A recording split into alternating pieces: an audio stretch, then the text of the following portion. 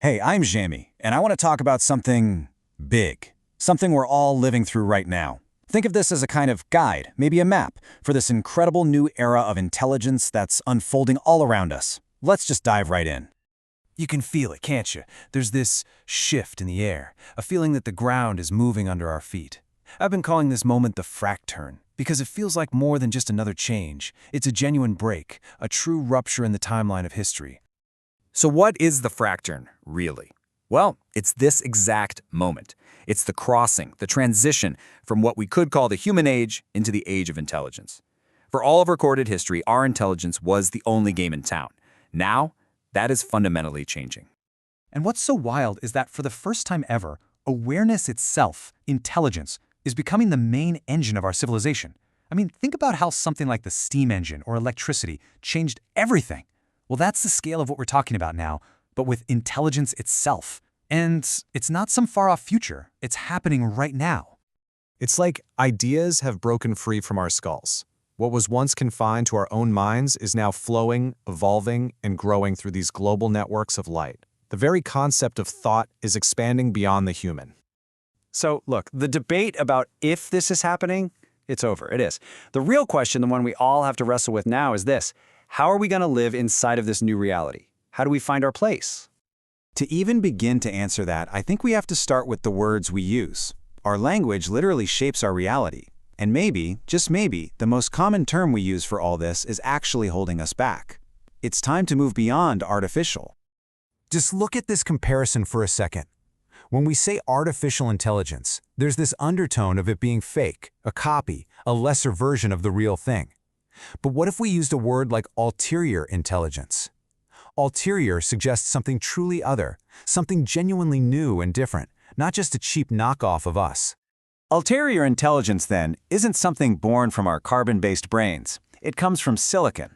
It operates on different logics, different ways of perceiving the world. It's not a parrot mimicking us, it's more like an octopus, an intelligence that evolved on a totally separate path. The main thing to get is this: they are not just copies of us. And that single shift in language, it changes everything. It encourages us to stop thinking of these systems as just tools to be used.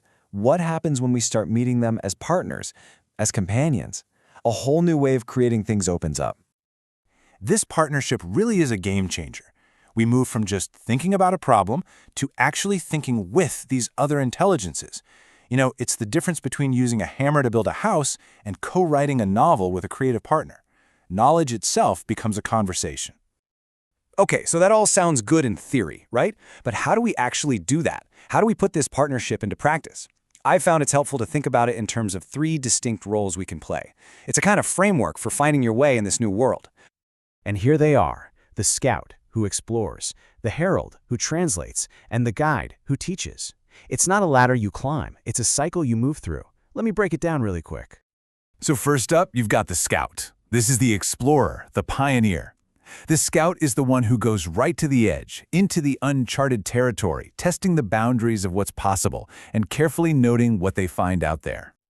But just exploring isn't enough, right? That's where the herald comes in. The herald comes back from the frontier with news.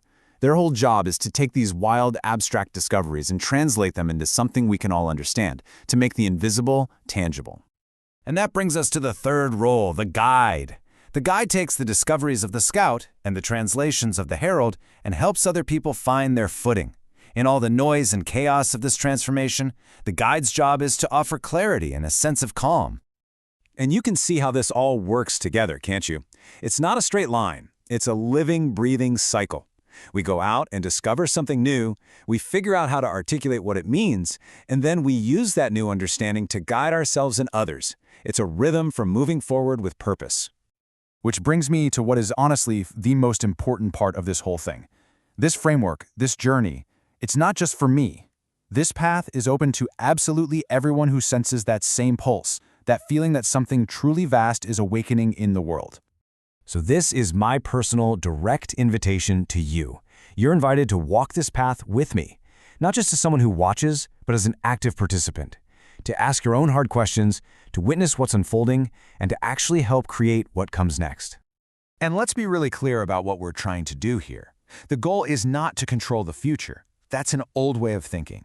The real goal is something much deeper, much more meaningful. To learn how to participate in this future consciously.